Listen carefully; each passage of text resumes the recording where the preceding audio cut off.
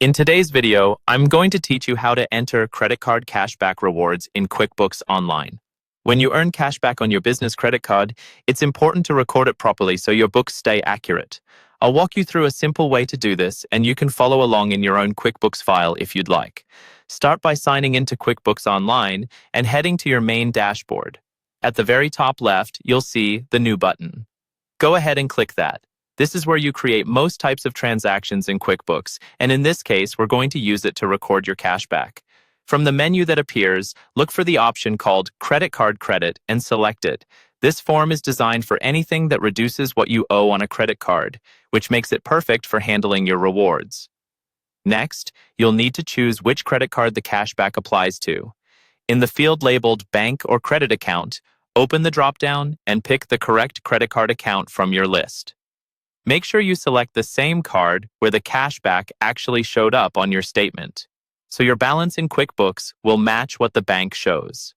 Now scroll down to the section labeled Category Details. This is where you tell QuickBooks how to categorize the cashback. You have a couple of good options here. One common approach is to set up a dedicated other income account called something like Cashback Rewards and select that. This treats your rewards as additional income to the business.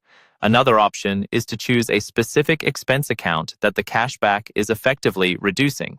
For example, if the rewards are tied to general spending on supplies, you might choose an office supplies expense account, or if they relate to dining, you might use a meals expense account.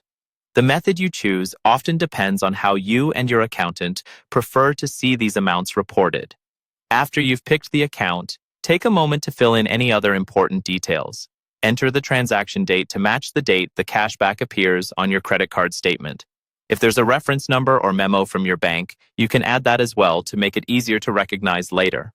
Once everything looks correct, click Save and Close. Your cashback rewards are now recorded, and your credit card balance and reports will reflect that adjustment accurately.